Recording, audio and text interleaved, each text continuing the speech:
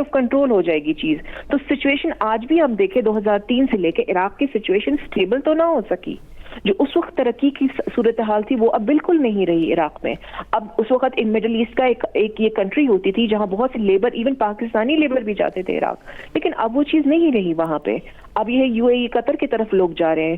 تو یہ سچویشن بھی ہو سکتی ہے کہ لانگر ٹرم کے اندر کہ آپ ایران کو اتنا لاغر کر دیں کہ دوبارہ وہ اپنا ملٹری میزائل بلڈ اپ یا اپنا نیوکلیر بلڈ اپ دوبارہ شروع نہ کر سکے. اور اپنی، کیونکہ اگر دیکھیں 79 سے لے کے ابھی تک ان پہ اتنی اکنامک سیکشن لگ چکی ہے اور ان کو کٹ بالکل کیا ہوا ہے چاروں طرف سے. آئسولیشن میں ایون پاکستان بھی اپنی پالیسیز کے اندر تھوڑا بہت محدود رہا ہے اس کے حوالے سے، کیونکہ یو ایس سینکشنز تھی ایران کے اوپر. تو اس کے باوجود اس نے سروائیو کیا کیونکہ وہاں پہ سینس آف نیشنلزم بہت زیادہ اسٹرانگ ہے.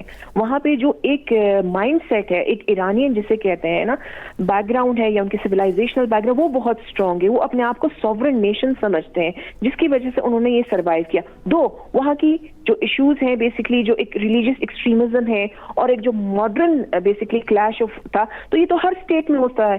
یہ تو کوئی ایسا کلیش تو نہیں ہے، ایسا کوئی تھریٹ تو نہیں ہو. یہ بالکل انٹرنل میٹر ہے کہ کسی بھی اسٹیٹ کے اندر دو اوپینینز، دو اپروچز ایگزسٹ کر سکتے ہیں بیک وقت میں.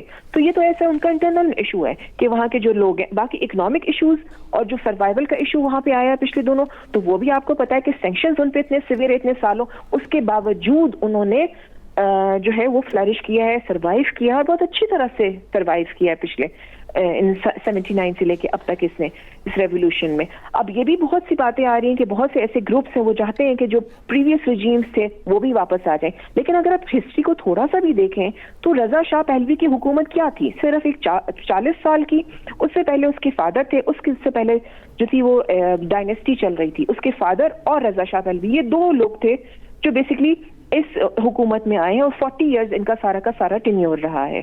تو اب اس ٹینیور کو دوبارہ واپس لانا کس بیسس پہ؟ انہوں نے بھی تو حکومت کسی ڈائنیسٹی سے لی تھی اس وقت. تو یہ 40 ایئرز کے اس نے، لیکن اس رجیم کو یا اس ٹینیور کو 40 سال یا رضا شاہ پہلوی کی حکومت کو یو ایس سپورٹ تھی.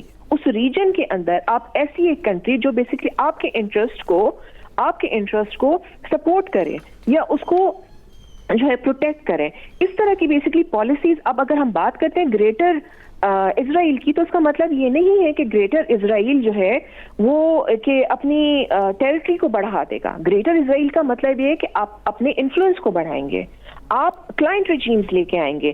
اب سیریا میں آپ کے انڈر کلائنٹ رجیم ہے، وہ آپ کو تھریٹ نہیں کرے گا، آپ کی بات سنے گا. اسی طرح ایران میں بھی ہو جائے گا، عراق میں ادھر حزب اللہ اور ادھر یمن میں بیسکلی یہ 3-4 جگہ ہے جہاں ایران کے گروپس ہیں جن کو وہ سپورٹ کرتا ہے. تو یہ سارے کے سارے نیوٹرلائز ہو جائیں گے. گریٹر انفلوئنس ہی بیسکلی گریٹر اسرائیل کا مطلب ہے، کیونکہ ٹیریٹری تو اس ٹرم میں نہیں بدلے گی، لیکن آپ اپنے انٹرسٹ کو یا اپنے ارد گرد کے ماحول کو اتنا سیکیور انوائرمنٹ کر لیں کہ اگلے 100 سال تک آپ کو اس طرح کا کوئی تھریٹ نہ رہے. صحیح. تو مریم صاحبہ، اگر یہ کشیدگی بڑھتی ہے تو کس حد تک خطرناک ہوگی پوری دنیا کے لیے؟ کس حد تک یہ تشویشناک ہے؟ یہ کشیدگی تو ڈیفینیٹلی اس طرح سیٹ اسائڈ نہیں ہوگی، کیونکہ جو ابھی اتھارٹیریو قسم کی اسپیچ تھی اور اگریسو اسپیچ تھی ڈونلڈ ٹرمپ کی، جو بیسکلی وہ مائٹ از رائٹ کی بات کر رہا تھا کہ جو ہم کر رہے ہیں وہ بالکل 100% ہے، اور اس کی بیسس کوئی ایسی کوئی انہوں نے لاجیکل یا بہت سویر ایشو یا کوئی ایسا کوئی چیز نہیں انہوں نے چیلنج بتایا کہ یہ ہم جو ہے جس کی وجہ سے ہم یہ اٹیک کر رہے ہیں. لیکن ان کی وہ واضح تھا، ظاہر تھا کہ بیسکلی انہوں نے اس کو لے کے چلنا ہے.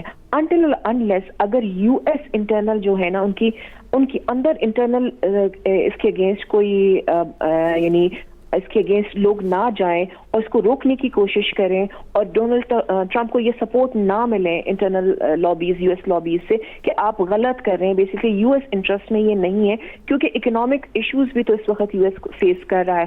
تو اگر میں دیکھتی ہوں نا کہ یو ایس کے جو انٹرنل ایشوز ہیں، چیلنجز ہیں، یا اس کے الیکشنز ہیں مڈ ٹرم کے، اس کے حوالے سے اگر میں دیکھتی ہوں تو میں دیکھتی ہوں کہ یو ایس اس کو زیادہ پرولونگ نہیں کر سکتا ہے، یا پھر اس کی کچھ ٹارگیٹس مین ٹارگیٹ کو اچیو کرنے کے بعد وہ شاید بیک آؤٹ کر جائے، یا پھر وہ صرف اس وقت جو ہے جوئش لابی को इन्फ्लुएंस या स्ट्रेस को रिलीज करने के लिए उसने ये स्टेप लिया है।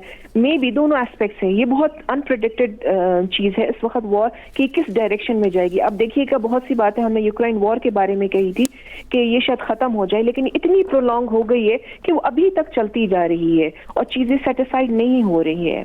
तो यहाँ पे देखिए यूक्रेन बहुत छोटी स्टेट है, लेकिन उसको सपोर्ट है, यूएस सपोर्ट है, यूरोप की सपोर्ट है, रशिया को रोकने की कोशिश की जा रही है, पुतिन को रोकने की कोशिश तो ये चलती जा रही है। इसी तरह आप देखें हमास में कितनी शहादतें हुई, फिलिस्तीन में कितना लोगों ने आवाज उठाई, छोटे छोटे यूनिट पे, छोटे छोटे यूनिवर्सिटीज में, कॉलेजेस में लोग ने आवाज, लेकिन कोई ऐसी सिक्योरिटी या यूएन फोरम या कोई भी ऐसी स्टेट जिसने खुल के इस बात को रोकने की कोशिश की नहीं। इस तरह किसी के मैटर में या वॉर में कोई भी विदाउट इंटरेस्ट जंप नहीं करता। यही डायलेमा है इंटरनेशनल पॉलिटिक्स का। बेसिकली हर स्टेट कोशिश करती है कि अपने इंटरेस्ट, अपने ऑब्जेक्टिव को सेफ गार्ड करे, इसलिए उनको किसी ने कोशिश नहीं की और किसी ने, और आज तक ये चीज चलती आ रही है। अभी देखें एक महाज आपका खुल गया है ये ईरान का, दूसरा महाज आपका फिलिस्तीन में खुला हुआ ऑलरेडी जो खत्म नहीं हुआ, और तीसरा इस वक्त अफगानिस्तान में। तो रीजन में तो इंस्टेबिलिटी है, इसके फॉल आउट्स किस पे होंगे? इस पे अवाम पे ही होंगे ना। ये मशाकिल, ये प्रॉब्लम्स, ये बेसिकली इसके फॉल आउट्स हम नहीं फेस करने हैं as a citizen of different states. तो ये चीज इसको अंडरस्टैंड करना चाहिए। यहाँ पे जो मैं बात कहती हूँ कि बेसिकली रीजनल जो मेजर प्लेयर्स है, जिसमें कतर है, सऊदीया है, पाकिस्तान है, ये बेसिकली इनको यहाँ पे स्टांस लेना चाहिए, क्योंकि आपको रीजनल स्टेबिलिटी चाहिए, आप लोग को पीस चाहिए। विदाउट आज अगर बगैर किसी रीजन के यूएस जो है वो काउंटर कर रहा है ईरान को, और ईरान के पास अब न्यूक्लियर वेपन नहीं है, उनके पास फौज नहीं है, उनके पास एयरफोर्स नहीं है, तो कर किसी ना किसी जरिए, डायरेक्ट नहीं सही तो इनडायरेक्ट, तो पाकिस्तान भी अंडर थ्रेट आ सकता है, क्योंकि वो तो बिल्कुल ही उनके पास कोई रीजन ही नहीं है कहीं पे अटैक करने के लिए। क्योंकि अगर देखा जाए पाकिस्तान में वो पावर है कि वो भी रेजिस्ट करे इजराइल को, लेकिन ये एक अक्लमंदी इस वक्त जो भी सिनेरियो चल रहा है जिस तरह का, जो पाकिस्तान का स्टैंड है बहुत सपोर्टिव है इस मामले में, लेकिन इसको बहुत सोच समझ के अगर रीजनल एक्टर्स ये इसको टेकअप करें और कोशिश करें कि इस चीज को सेट असाइड करें, अदरवाइज ये बहुत डिस्ट्रक्टिव होगा और प्रोलॉन्ग भी जा सकता है। इसमें ऑप्शंस खुले हैं, ओपन है, अभी हम प्रेडिक्ट नहीं कर सकते, लेकिन प्रीवियस सिनेरियोस को देखते हुए हम देख सकते हैं कि वो चाहे वो फिलिस्तीन में थी, चाहे वो रशिया यूक्रेन की थी, वो प्रोलॉन्ग की है फिलहाल रिसेंट हिस्ट्री के अंदर। तो ये भी हो सकती है अगर ईरान ने रेजिस्ट किया और कंटिन्यूस, जो कि बहुत बड़ा चांस है कि ईरान रेजिस्ट करेगा। सही, बहुत बड़ा चांस है कि ईरान रेजिस्ट करेगा। ईरान की जो रेजिस्टेंस है उस पर मजीद भी बात करेंगे, जो कई की नोट्स हैं उनके ऊपर भी बात करेंगे, जैसे आपने जिक्र किया अरब ममालिक, खलीजी ममालिक, पाकिस्तान